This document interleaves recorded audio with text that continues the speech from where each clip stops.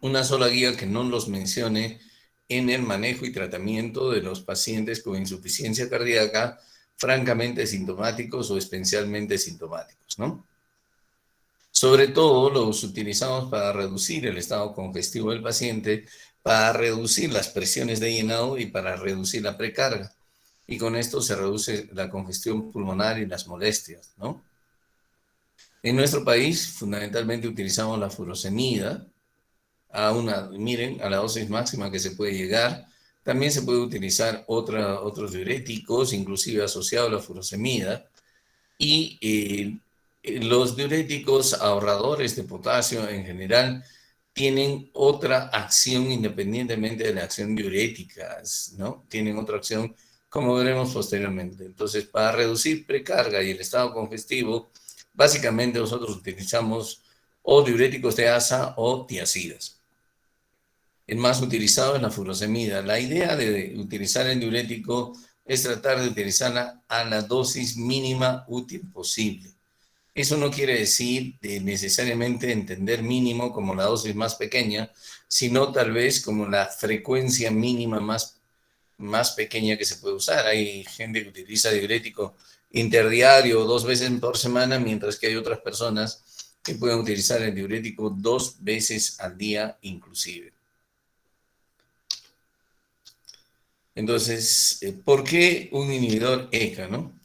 Bien, esto de los inhibidores de la insuficiencia cardíaca ya por la década de los 90, cuando yo empezaba mi residencia en la última década del siglo pasado, hasta esa época los pacientes recibieron el mismo tratamiento durante siglos, un tratamiento que se conocía desde la época de Hipócrates, ¿no? Donde él utilizaba las hojas de la digitalis lanata, que contenía la digoxina, y utilizaba infusiones diuréticas. Se utilizaba digoxina y diuréticos y los pacientes se morían igual. Ese tratamiento nunca redujo la mortalidad de los pacientes ni mejoró la sobrevida. Hacia finales de los años 70 y de los años 80 se descubre el captopril como medicamento antihipertensivo. Y hacia finales de los años 80 e inicios de los 90, un médico argentino descubre que sus pacientes que eran picados por una víbora brasilera morían de shock vasopléjico, ¿no? Es decir, morían de una hipotensión muy, muy severa. Él se puso en contacto con una bióloga brasilera y los dos terminaron descubriendo que el principio activo del veneno pues era el captopril, era un inhibidor de la enzima convertidora. Y ahí nació el captopril como antihipertensivo, como les digo, pero a esa doctora se le ocurrió utilizarlo en los pacientes que habían sufrido, no en los pacientes, sino hacer un experimento con ratones, producirles infarto de miocardio, y ya se sabía que el infarto en un tiempo más producía insuficiencia cardíaca, y utilizó el captopril en estos ratoncitos. Tampoco lo utilizó pensando a ver si esto sirve, sino lo que ya se sabía también desde hace mucho tiempo, que en la insuficiencia cardíaca existía notable vasoconstricción. Entonces se había utilizado una serie de vasodilatadores sin ningún tipo de efecto. Entonces la doctora hizo el experimento en ratones, les produjo infarto de miocardio, les dejó remodelar el ventrículo y les empezó a dar captopril. Y resultó que en su experimento los ratoncitos que recibían captopril se morían menos que aquellos que no recibían captopril. ¿Aló? Sí, mi amor, sí. Ya, yo estoy dictando clases. Ya, ya, mamá, ya. Sí, sí, ya lo vi, ya lo vi, sí, no hay problema. Ya, listo, ya. Ya, chao, chao, chao, chao.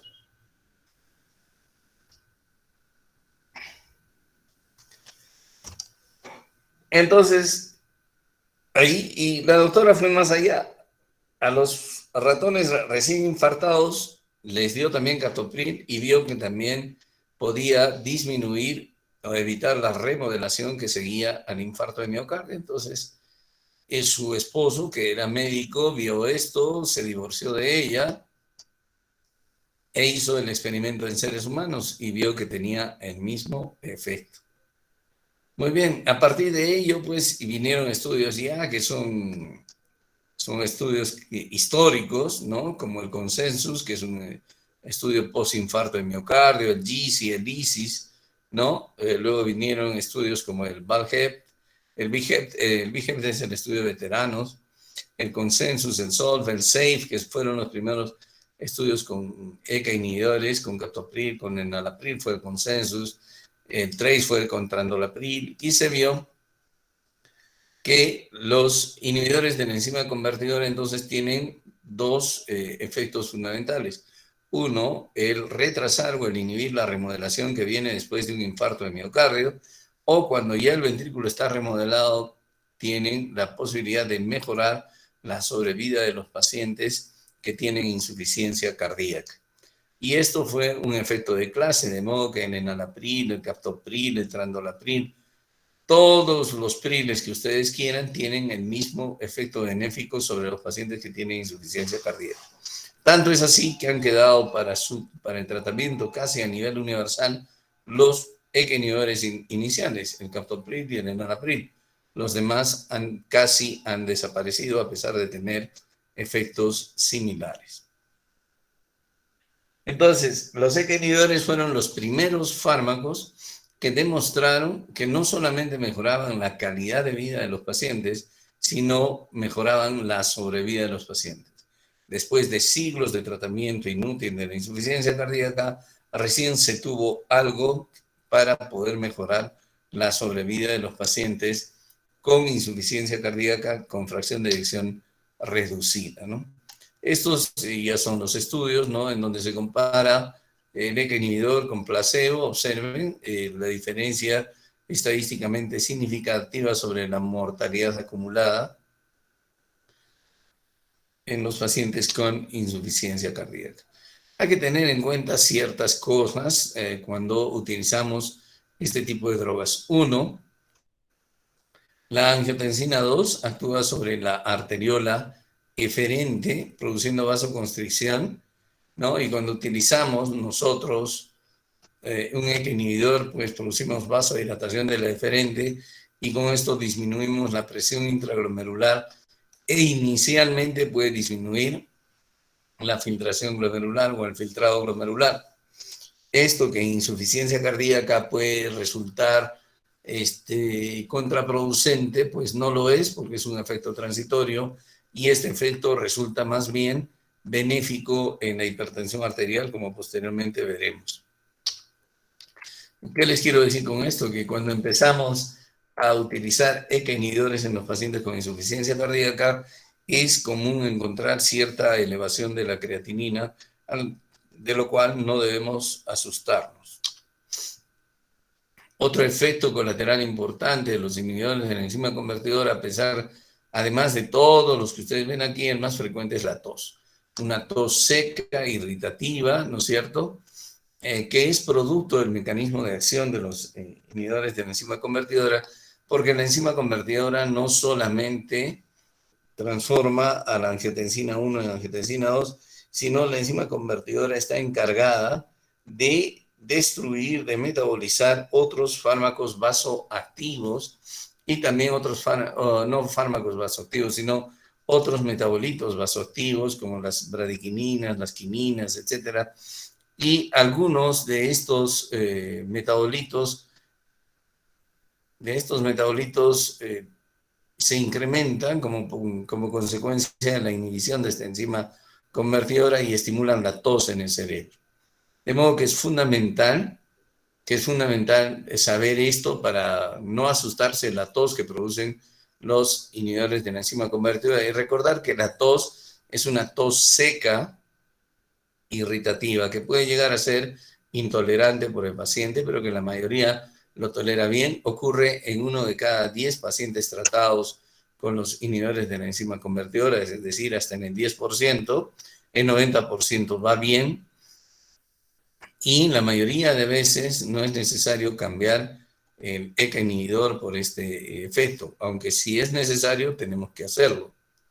Recuerden que no es que le esté produciendo asma, no es que le esté produciendo tuberculosis o cáncer o EPOC, ni tampoco es una reacción alérgica al medicamento. Entonces no tenemos por qué utilizar ningún antialérgico para tratar la tos de los IEC. Si la tos es insoportable, lo único que nos queda es cambiar el medicamento. Entonces, desde el 2013 ya se sabe, desde antes, ¿no? Esta es una guía, la guía del 2013, pero sigue la recomendación en las guías actuales, como se los voy a mostrar un poquito más tarde. El uso de ECA inhibidores es benéfico para los pacientes con síntomas y signos previos o actuales de insuficiencia cardíaca con fracción de eyección reducida para reducir morbilidad y mortalidad. Así que tenemos que utilizar eso, ¿no? ¿Por qué un bloqueador beta-adrenérgico? Así como se sabía que existía mucha vasoconstricción en la insuficiencia cardíaca y si ya se habían empleado, antes de descubrir que los ECA inhibidores eran útiles, ya se habían empleado otros vasodilatadores sin éxito, también se sabía que existía una notable activación del sistema nervioso adrenérgico, especialmente del sistema nervioso simpático, con todos los efectos que ya hemos mencionado, ¿no es cierto? Con todos los efectos de que hemos mencionado. Entonces, los suizos, o los suecos, perdón, no los suizos, los suecos iniciaron ya incluso desde la década de los 60 el tratamiento de insuficiencia cardíaca con beta bloqueadores.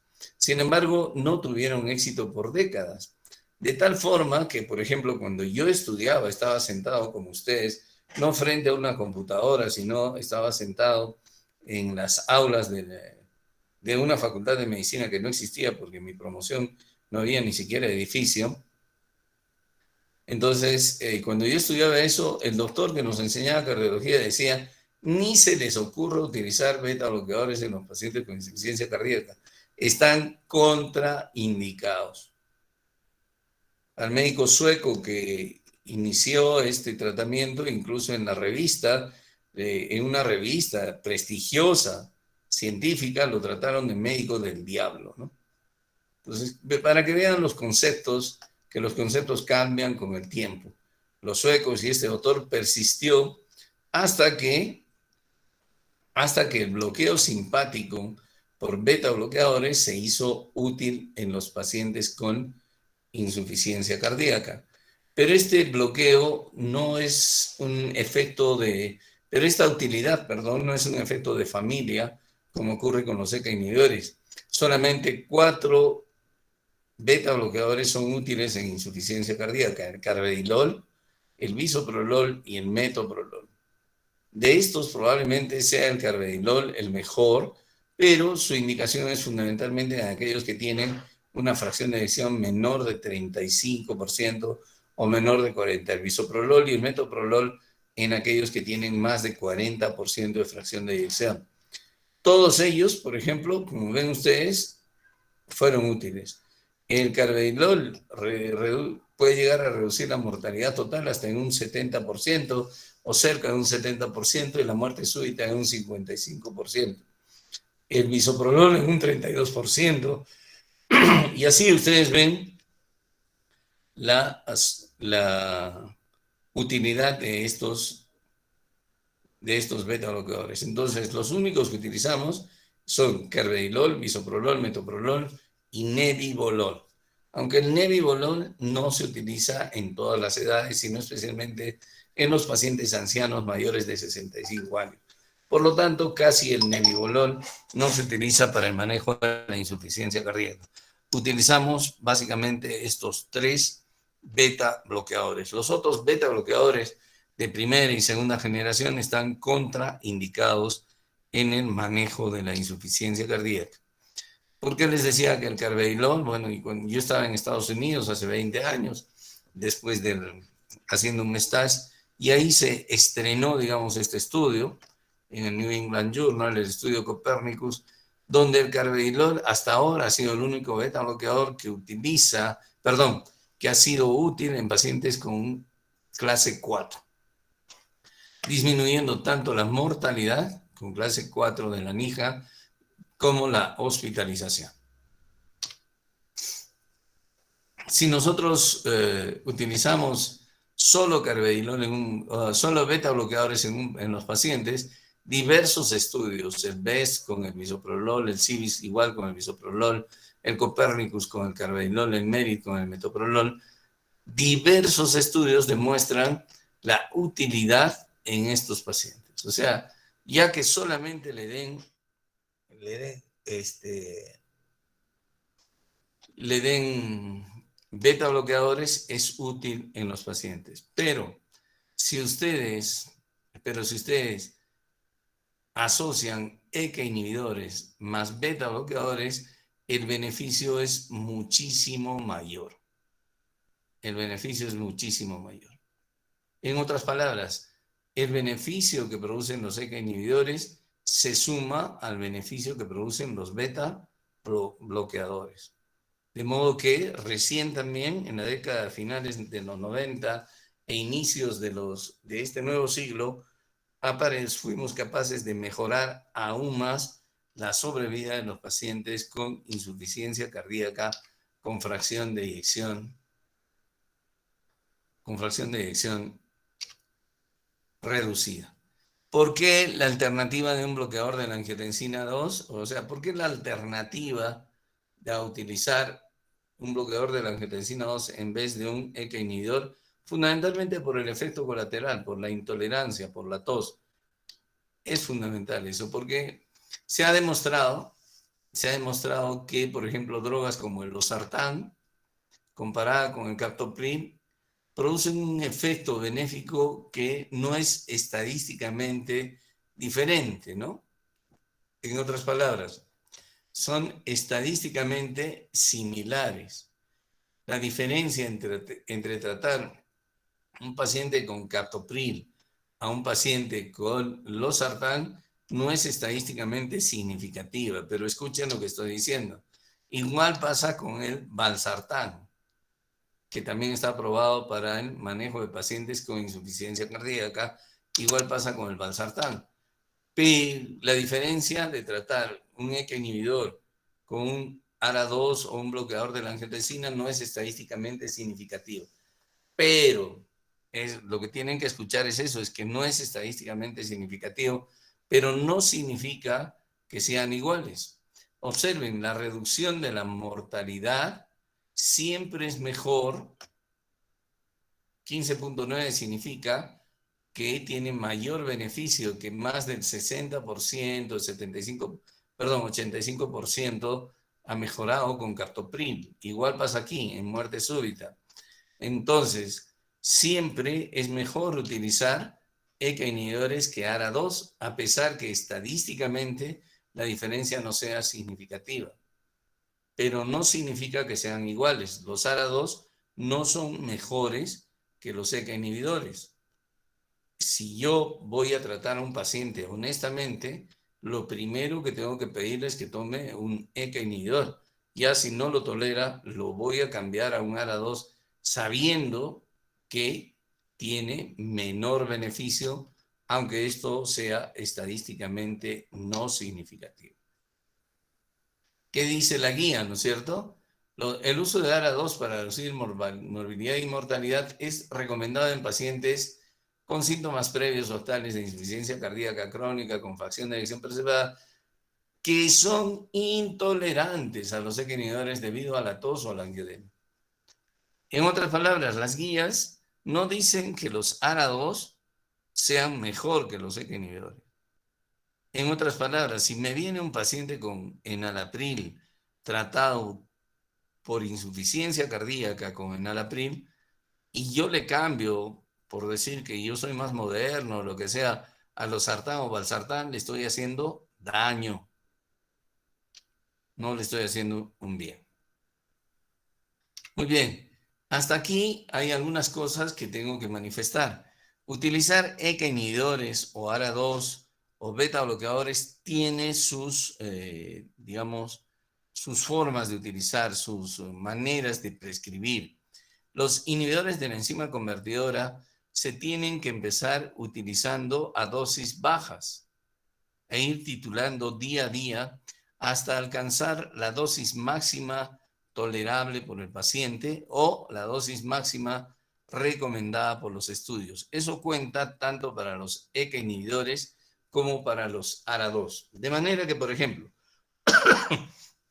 yo puedo empezar el tratamiento con un ECA inhibidor de captopril 1/4 cada 8, pero no debo dejarlo así al paciente. Debo tratar de encontrar la dosis máxima, ya sea tolerada por el paciente o recomendada por los estudios. ¿Cuál es la dosis máxima recomendada por los estudios de captopril? 150 miligramos. ¿Cuánto yo le doy? Si le doy un cuartito de pastilla de captopril, le doy 6.25 miligramos. Observen que estoy muy lejos de la dosis que produce beneficio para el paciente. O lo otro es que yo puedo utilizar la dosis máxima tolerada por el mismo. Cuanto menos dosis tolere el paciente, o cuanto más lejos esté de la dosis recomendada por los estudios, menos beneficio va a tener. Eso respecto de los ECA inhibidores y de los ARA2, y debo titularlo día a día. Si yo lo encuentro hoy día, le dejo un cuarto cada 8, mañana voy, lo examino y le dejo media cada 8, y así voy tratando de conseguir. Los beta bloqueadores se usan de una forma similar. Sin embargo, entonces hay que tener en cuenta algunas cosas. Los beta bloqueadores no se deben usar en el paciente agudamente descompensado, en ese paciente que está edematoso, disneico, intolerante al decúbito. En ese paciente no se deben usar. Primero debemos compensarlo, liberarlo de su estado congestivo para recién utilizar beta bloqueadores. Y lo usamos de la misma forma que los ECA inhibidores. Empezamos con dosis baja y titulamos hasta alcanzar la dosis máxima tolerada por el paciente o recomendada por los estudios. Sin embargo, hay dos pequeñas diferencias. La titulación se hace cada 3 a 4 semanas, de modo que yo le empiezo con un cuartito de carvedilol a mi paciente y recién en 3 a 4 semanas le voy a aumentar la dosis. Recién en 3 a 4 semanas. Y lo otro es que, a diferencia de los ECA inhibidores, que si yo lo dejo con dosis bajas a mi paciente, no registro ningún beneficio en sobrevida o en mortalidad, el uso de beta bloqueadores, inclusive a dosis bajas, sí demuestra beneficio. No tanto como si consiguiéramos las dosis máximas recomendadas por los estudios, pero sí, aún a dosis bajas, sí demuestra beneficio. ¿Por qué un bloqueador de la aldosterona? Ya les dije, hace poquito, acabo de mencionarles, que el uso de los diuréticos ahorradores de potasio o bloqueadores de la aldosterona no es específicamente por su efecto directo, sino precisamente por bloquear la aldosterona, que hemos visto que favorece fibrosis miocárdica y remodelación, ¿no es cierto? Aparte de que produce retención de sodio y agua, entonces favorece fibrosis miocárdica y remodelación cardíaca, ¿no? ¿Por qué? Porque estimula la formación de fibroblastos y la síntesis de colágeno. Entonces existen muchos efectos deleterios de la aldosterona que bloquearlos ha demostrado utilidad. Este estudio, que se hizo hacia finales del siglo pasado, el estudio Rales, se hizo con espironolactona y se suspendió por un efecto benéfico evidente versus placebo. Entonces, aquí se hizo en pacientes con clase funcional 2, desde la clase funcional 3, perdón, hasta 3 y 4, con una fracción de eyección menor de 35 a estas dosis. De modo que en los pacientes que se encontraban en clase funcional 3 y 4, se les quedó indicado que debiéramos utilizar espironolactona. El problema es que la espironolactona tiene múltiples efectos colaterales, tanto en varones como en mujeres, ¿no? En varones produce ginecomastia, impotencia, disminución de la libido, etcétera, y vamos a encontrarlos trabajando en la Alameda Pachacute. En la mujer, en cambio, puede producir irregularidades menstruales, hay una serie de cosas. Entonces, una serie de interacciones medicamentosas. Existe un medicamento con los mismos efectos de la espironolactona, que es la eplerenona o el eplerenone, es lo mismo. Se hizo un estudio muy similar, un diseño muy similar, fue el estudio de FESUS y demostró los mismos efectos benéficos sin los efectos colaterales. Lamentablemente en nuestro país no tenemos eplerenona y debemos utilizar espironolactona. Bien, entonces luego, como dije, quedó esta la indicación para utilizarlos en pacientes en clase 3, 4. Luego se hizo el estudio de énfasis con eplerenona, que se sabía que tiene los mismos efectos los mismos efectos benéficos de familia con la espironolactona, para ver si se podía utilizar en pacientes clase 2, desde la clase 2, y se vio que sí tenía efectos muy benéficos, tanto en hospitalizaciones por insuficiencia cardíaca y muerte por causa cardiovascular, e incluso muerte por cualquier causa. De modo que desde el 2011, en base al estudio de énfasis, estos fármacos están indicados en pacientes con insuficiencia cardíaca desde la clase funcional 2. Desde la clase funcional 2.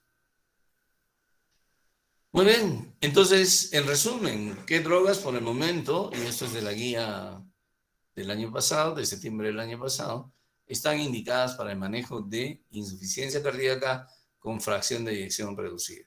Los ECA inhibidores, clase 1A, ¿no? Los beta bloqueadores, clase 1A, y los antagonistas de los mineralocorticoides o de la aldosterona. Hasta ahí.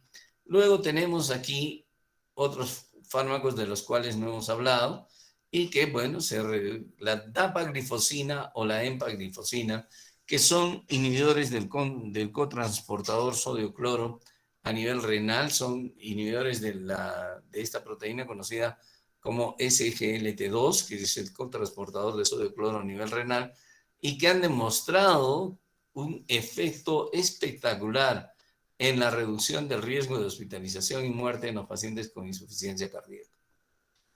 Luego está el sacubitril valsartán, también vamos a hablar de ellos a continuación. Ya dijimos cómo debemos utilizar los ECA inhibidores, teniendo en mente esta dosis objetivo, los beta bloqueadores teniendo en mente esta dosis objetivo, y los inhibidores de la aldosterona o bloqueadores teniendo en mente que puede utilizarse en estos rangos de 25 hasta 50 miligramos, ¿no?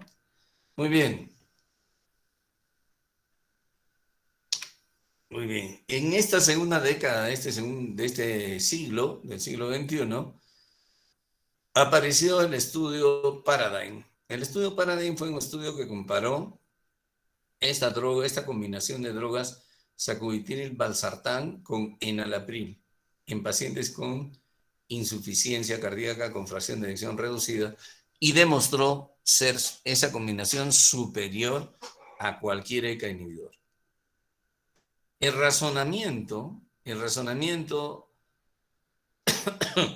para este estudio fue el hecho de, uno, bloquear el sistema renina-angiotensina-aldosterona, ¿no?, a la angiotensina 2, y bloquear a la neprilicina. No sé si ustedes se acuerdan, ayer yo les dije que la neprilicina estaba aumentada en su actividad de insuficiencia cardíaca, y que es la proteína que desactiva, que metaboliza, que destruye, ¿no es cierto?, a los metabolitos vasoactivos que producen vasodilatación y natriuresis, es decir, fundamentalmente a los péptidos natriuréticos. Entonces, el sacubitril inhibe esa enzima, y esa combinación de sacubitril y valsartán resultó que ser mejor que los ECA inhibidores para tratar a los pacientes con insuficiencia cardíaca. Existe otro estudio, el Paragon, en el cual además esta combinación tiene un gran efecto sobre la remodelación. Es capaz de producir remodelación reversa, es decir, revertir la dilatación del corazón en los pacientes con insuficiencia cardíaca. De manera que, en la medida de lo posible, si si nosotros queremos beneficiar más a nuestro paciente, lo que se aconseja es en algún momento cambiar el ECA inhibidor por esta combinación de sacubitril/valsartán. Eso es lo que se aconseja en algún momento. ¿Ya? Cambiar eso por esta combinación de sacubitril/valsartán. Sin embargo, si no se puede cambiar por cuestiones económicas, por lo que sea, si ustedes lo dejan con ECA inhibidor, siguen haciendo lo correcto.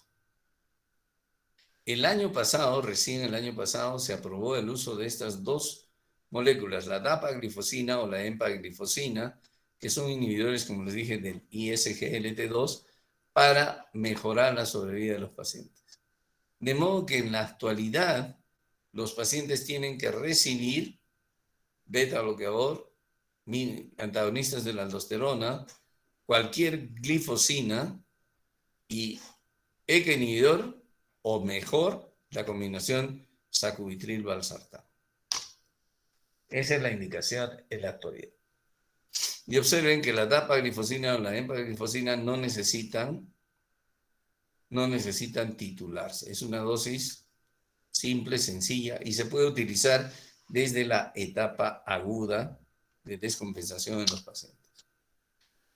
El estudio DIG. El estudio DIG es el único, uno de los, creo, me parece que es el único estudio que se ha hecho con digoxina para ver finalmente si la digoxina es útil en los pacientes con insuficiencia cardíaca. Y este estudio demostró que la digoxina no era ni mala ni era buena. No mejoraba la sobrevida ni tampoco la empeoraba. Es decir, no aumentaba la mortalidad ni la disminuía. Tal vez disminuía un poquito las hospitalizaciones por insuficiencia cardíaca y mejoraba la calidad de vida de los pacientes. Perdón. ¿Aló? ¿Sí? Sí. Bueno. Sí. Sí. Sí. Sí, hemos quedado para el lunes, señor. No, no, ni mañana. Hoy día no puede ser porque no tengo el aparato disponible. No se puede poner mañana porque como es de un día para otro, el domingo nadie se lo puede sacar. El lunes se lo ponemos, sí. Sí, señor. Sí. Ya, listo, hasta luego.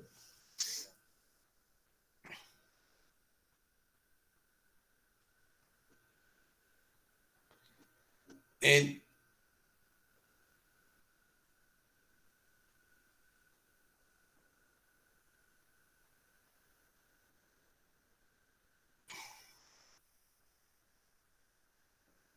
bien, entonces, como les decía, no sé, si bien es cierto, la digoxina se utilizó por siglos, no se hizo ningún estudio. ¿Aló? Sí, sí.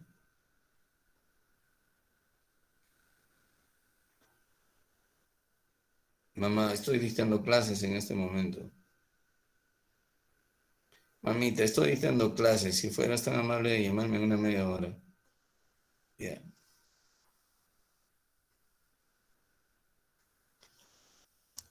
Entonces, como les decía, no se hizo un estudio serio. Cuando se hizo el estudio se demostró que muy probablemente mejoraba un poquito, disminuía un poco las hospitalizaciones y mejoraba un poco la calidad de vida de los pacientes. Sin embargo, el uso de la digoxina ha quedado cada vez más restringido a determinadas situaciones. Uno, cuando el paciente, a pesar de todo lo que les damos, estamos dando una un tratamiento, digamos, basado en las guías y en las evidencias, el mejor tratamiento posible, no mejora, se puede utilizar digoxina. Dos, cuando el paciente tiene fibrilación auricular y que no se puede controlar con los beta bloqueadores, se puede utilizar digoxina. Hay que tener en cuenta, sin embargo, que la digoxina aparentemente tiene efectos deleterios en las mujeres. No funciona igual en las mujeres que en los varones, aparentemente en las mujeres tiende a incrementar la mortalidad. De modo que la digoxina ha quedado un poco relegada en su utilización en insuficiencia cardíaca, pero todavía las guías lo consideran y tiene sus recomendaciones específicas, ¿no? El problema es que también la digoxina tiene un rango terapéutico y respecto de su concentración plasmática con el rango tóxico muy, muy estrecho. La digital tiene este efecto benéfico sobre la hemodinámica del ventrículo izquierdo, ¿no? Mejora la contractilidad, al mejorar la contractilidad, y también tiene cierto efecto modulador sobre el sistema nervioso simpático. Al mejorar eso, mejora entonces la precarga y mejora la función cardíaca. Pero como les digo, no tiene ningún efecto sobre la sobrevida, y en las mujeres hay que tener cuidado porque aparentemente incrementa su mortalidad. Por eso es que la indicación no es de tipo 1A, es decir, el color aquí no es verde, y la evidencia es B porque solamente hay un estudio de utilidad. La digoxina puede ser considerada en pacientes sintomáticos con insuficiencia cardíaca con fracción de eyección reducida, incluso en ritmo sinusal, a pesar del tratamiento con X inhibidores o ARNI, como hemos dicho, beta bloqueadores mineralocorticoides, para reducir las hospitalizaciones para eso. Entonces, no es una droga que en la actualidad ya sea de primera línea como lo fue incluso cuando yo era estudiante. Bien, entonces hasta aquí tenemos que debemos utilizar estos 4 tipos de drogas. Es decir, drogas que influyen sobre el sistema renina-angiotensina, beta bloqueadores, los que bloquean la aldosterona, y los inhibidores del SGLT2, del transportador de sodio cloro a nivel renal. Existen otros medicamentos, otras drogas, otros medicamentos a los cuales podemos echar mano si el paciente aún continúa sintomático o si no tenemos una buena respuesta al tratamiento. De hecho, algunas personas, como les digo, algunas personas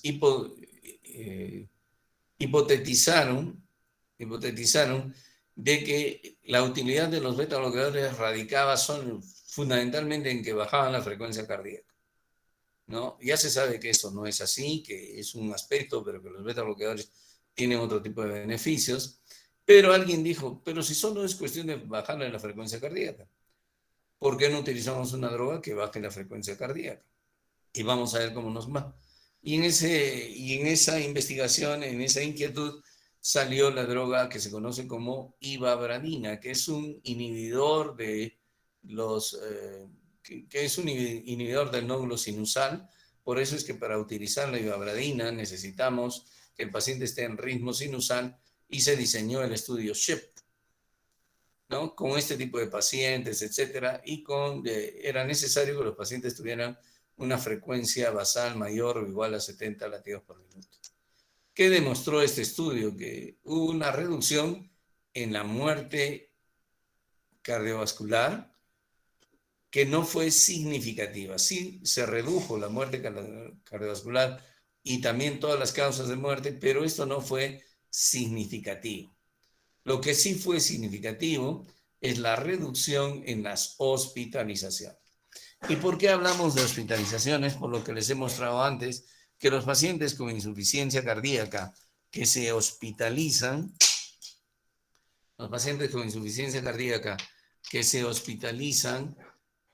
tienden a tener mayor mortalidad, ¿no? La ivabradina también mejoró un poco la función del ventrículo izquierdo y la calidad de vida. En realidad, pues entonces, si mi paciente aún está asintomático y está en ritmo sinusal, yo podría utilizar ivabradina. Este fue el estudio, ¿no? La ivabradina mejora las hospitalizaciones, es decir, las reduce, mientras que la muerte cardiovascular no resultó significativa. Las curvas no se separan, ¿no? A pesar de que la ivabradina sí reduce un poco, pero no es significativo, ni la reducción de muerte cardiovascular, ni la reducción de muerte por cualquier causa. Por eso es que la guía también la considera una droga de segunda línea. Puede ser considerada en pacientes sintomáticos, con fracción de eyección menor de 35%, en ritmo sinusal y con una frecuencia de reposo mayor de 70 latidos por minuto, a pesar del tratamiento que le vayamos a estar dando y que tiene que ser efectivo y correcto. Bien, entonces, eso respecto del tratamiento medicamentoso de los pacientes. Existen algunas poblaciones especiales que se benefician de determinados protocolos terapéuticos, de determinados protocolos medicamentosos, ¿no? Como por ejemplo, la población negra o de raza morena se beneficia de esta combinación hidralazina más nitrato de isosorbide. Y pacientes con polimorfismos que codifican la sintetasa del óxido nítrico y la sintetasa de la aldosterona. El tema es que este tipo de combinación para tratar a este tipo de pacientes tiene muchísimos efectos colaterales, pero sí es benéfica en cuanto a reducir mortalidad y mejorar sobrevida. Otra situación bastante frecuente en los pacientes con insuficiencia cardíaca es la necesidad de anticoagulación. Es la necesidad de anticoagulación. ¿Por qué? Porque muy frecuentemente estos pacientes tienen fibrilación auricular. Y esta combinación de fracción de eyección baja, fibrilación auricular, cardiopatía, los predispone a fenómenos tromboembólicos. Y lamentablemente, las tromboembolias muy frecuentemente se van hacia el cerebro. De modo que la presencia de fibrilación auricular en un paciente con insuficiencia cardíaca con fracción de eyección reducida los hace tributarios de anticoagulación. ¿Qué otra cosa los hace tributarios de coagulación? De anticoagulación, la presencia de coágulo en cavidad, de coágulo en la cavidad. El antecedente de un desorden cerebrovascular, la aspirina a bajas dosis no funciona, no sirve, ya se ha demostrado. Y este parámetro de fracción de eyección de 25 o menos se consideraba antes, pero en la actualidad ya se ha demostrado que tampoco funciona, que tampoco es indicación de anticoagulación. Lo que es indicación de anticoagulación es fibrilación auricular, coágulo en cavidad y antecedente de DCB. Ahí sí. La dieta con ácido rica en ácidos grasos poliinsaturados también ha demostrado cierta utilidad en los pacientes con insuficiencia cardíaca. Una cosa que falta mencionar acá y que falta poner aquí es el suplemento de tratamiento con hierro carboximaltosa, que ya está indicado, no sé si lo he puesto por acá, en las guías actualmente, ¿no? Habrá que, no lo he puesto en esta oportunidad, los vamos a poner acá. Entonces, el tratamiento con hierro carboximaltosa, ¿por qué? Porque muchos pacientes con insuficiencia cardíaca pueden no estar anémicos y estar deficitarios en hierro. Y además, este déficit de hierro ha demostrado ser bastante frecuente en los pacientes con insuficiencia cardíaca. Se ve hasta en el 50% de los pacientes con insuficiencia cardíaca crónica, no descompensada, y hasta en el 80% de los pacientes con insuficiencia cardíaca descompensada. De modo que la deficiencia de hierro es muy frecuente en los pacientes con insuficiencia cardíaca. Ya se reconoce en la guía actual esto como parte del manejo. Si bien es cierto, no mejora la sobrevida, pero mejora muchísimo la calidad de vida. Por otro lado, disminuye notablemente las hospitalizaciones. Por otro lado, los pacientes con insuficiencia cardíaca y con déficit de hierro tienen una mayor mortalidad. Entonces, como drogas, como medicamentos a tener en cuenta, no solamente estaría el ácido graso poliinsaturado, sino el hierro, ¿no? Nuevamente, para demostrarles lo que dice la guía, la hidralazina y el dinitrato de isosorbide tienen este grado de indicación, ¿no? Y deben utilizarse en los pacientes de raza negra fundamentalmente, ¿no? Estas son todas las drogas que se utilizan para los pacientes con insuficiencia cardíaca: bisoprolol, carvedilol, metoprolol, los ARNIs, los ECA inhibidores, los ARA2, los antagonistas de la aldosterona, los inhibidores del SGLT2 y vasodilatadores, todo lo cual acabamos de hablar y mencionar cuál es su utilidad y cuáles son las drogas de primera línea. Ya no debiéramos utilizar, esto ya ha sido retirado, las glitazonas, ¿no? Los calcio antagonistas, como les dije al inicio de este capítulo, no deben utilizar, con excepción del amlodipino o fenodipino, siempre y cuando nuestro paciente esté hipertenso, condición que es muy rara, como ya hemos visto en los pacientes con insuficiencia cardíaca. No debemos utilizar entonces verapamil o diltiazem.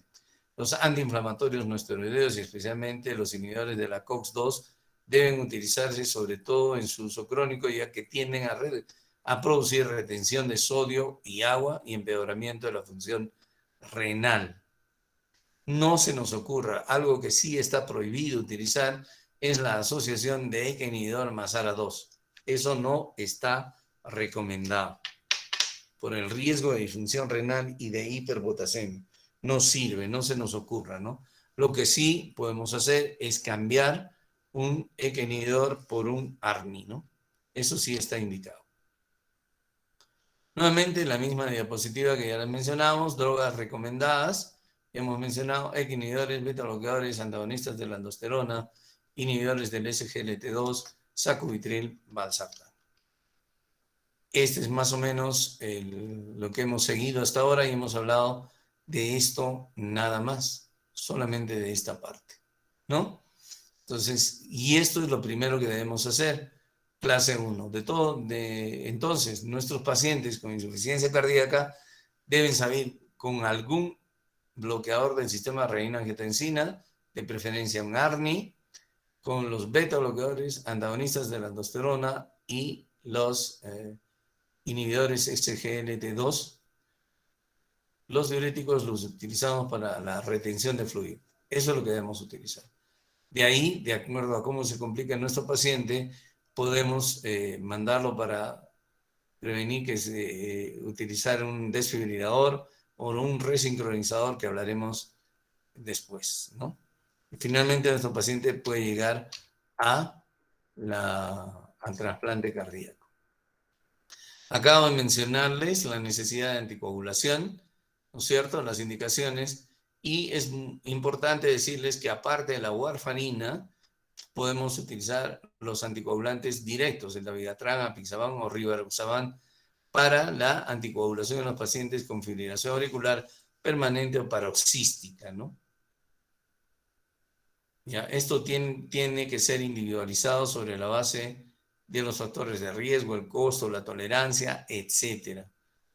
En general, la indicación actual es a tratar de utilizar a los anticoagulantes directos, rivaroxaban, apixaban o dabigatran, por encima de la warfarina, porque ahí han demostrado su superioridad respecto de seguridad y respecto de protección contra la embolia.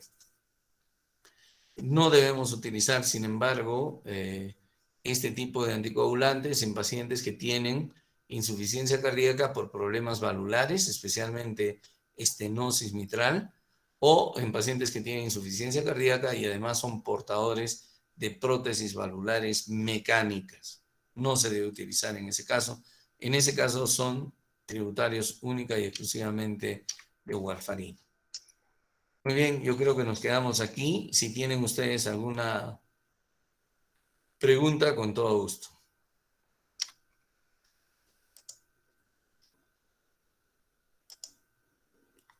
Doctor, buenas noches. Disculpe, Buenas noches. yo tengo una pregunta. Sí, Respecto a la tos que producía los inhibidores de las ECAs, sí. no se podría usar un antitusígeno? ¿Para qué le vas a dar un antitusígeno si se lo puedes cambiar? ¿Para qué le vas a dar otra pastilla? U otra droga. No se olviden que ya son polimedicados. Y no se olviden que cuando ustedes utilizan medicamento, no hay medicina perfecta. Todas tienen efectos colaterales. Si la tos es intolerante por el paciente, entonces cámbienselo. Pero si es una tos esporádica que puede ser tolerada por el paciente, dense el tiempo de explicarle al paciente, dense el tiempo de decirle, señor, señora, esa tos no es porque la droga le esté produciendo asma, no es porque la droga le esté produciendo cáncer, o no es porque la droga le vaya a favorecer tuberculosis, nada de eso. Es producto de su mecanismo de acción, pero esta medicina le está protegiendo su corazón, su cerebro y su riñón. Y van a ver que muchos pacientes continúan diciendo, sí, doctor, no hay problema, yo sigo tomando, porque es bastante esporádico. Pero se van a encontrar con pacientes como la que yo he tenido esta mañana, que me dice, doctor, el enalapril me hace toser hasta que me orino, me da vergüenza, ya no puedo ni hablar, ¿no? Y encima lo verifican, porque estaba hablando por teléfono con la paciente y empezó a toser. Entonces hay que cambiárselo. Y si se lo pudieras cambiar a sacubitril valsartán, mejor. ¿Ya? Gracias, doctor. ¿De qué?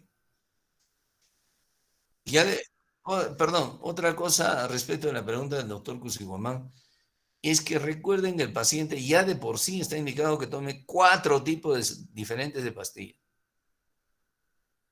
Entonces, cuanto más medicamentos le metamos a ese paciente, menos posibilidades de conseguir su aceptación respecto del tratamiento. ¿Está claro? Ya. Sí, doctora Conde. Sí. No, no, no, no. Ya se ha demostrado que usted lo puede recetar desde el inicio. Antes se recomendaba que el paciente esté con ECA inhibidor y si no mejoraba, recién le cambiabas a ARNI. Ahora el concepto es el siguiente. Si está con ECA inhibidor y tú puedes cambiarlo a ARNI, cámbialo. ¿Me entiendes? Y si, uno, y dos, si está en insuficiencia cardíaca y tú puedes empezar de frente el ARNI, empieza. Empieza de frente con ARNI.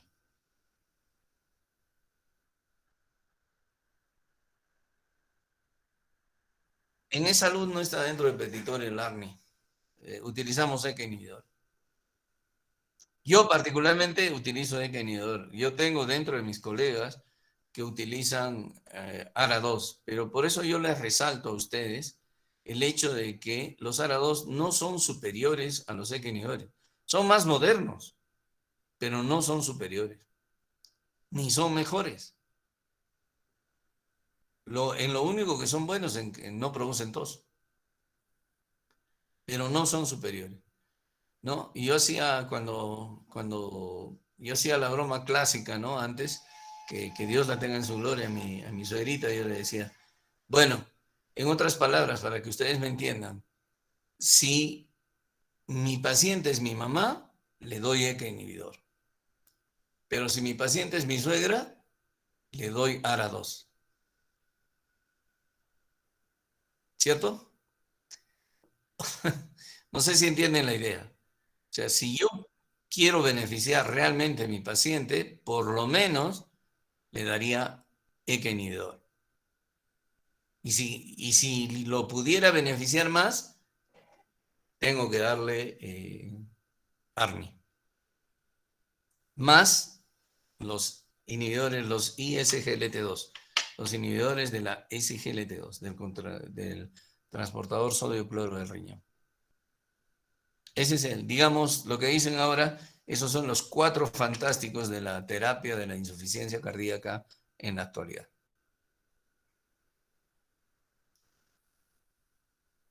¿Alguna otra pregunta? Doctor, tengo una pregunta. Sí. ¿Qué pasaría si al darle esos fármacos el paciente llega a tener hipotensión? ¿Se le suspende o se le continúa? Esa es una buena pregunta. Ahí la respuesta es lo que les he dicho. Hay que buscar la dosis máxima tolerable por el paciente. Tolerada por el paciente. La hipotensión es un problema bastante frecuente, descrita con todos los fármacos que hemos mencionado, con el ECA inhibidor, con los beta bloqueadores. Con los beta bloqueadores se añade la bradicardia, Con los inhibidores de la SGLT2 también hay hipotensión. Con los ARNI también hay hipotensión. Sin embargo, en la mayoría de los casos es un fenómeno transitorio, pero en otros casos es un fenómeno intolerable. Entonces, si registra hipotensión persistente, elevándole la dosis, usted le baja a la dosis inmediata que no le produjo hipotensión persistente. Por otro lado, a veces la hipotensión es solamente transitoria. Recuerden que estos pacientes en realidad lo que tienen es una notable vasoconstricción. Están vasocontraídos a pesar de estar hipotensos. Recuerden que no están usando estos vasodilatadores para tratar ninguna hipertensión.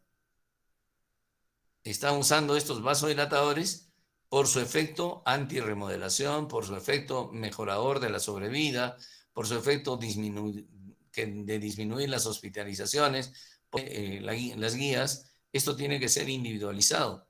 Y parte de la individualización es que ustedes utilicen la dosis máxima tolerable por el paciente. Y como les he mencionado durante la clase, lamentablemente, cuanto menos dosis toleren, menor beneficio para el paciente. Cuanto más dosis toleren, mayor beneficio para el paciente. Sobre todo con el ARNI, ECA inhibidores y beta bloqueadores, porque los SGLT2 no tienen que ser titulados.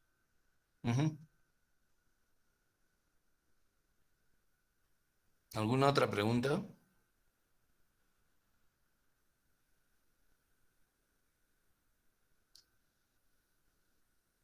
Ok, pues nos estamos viendo.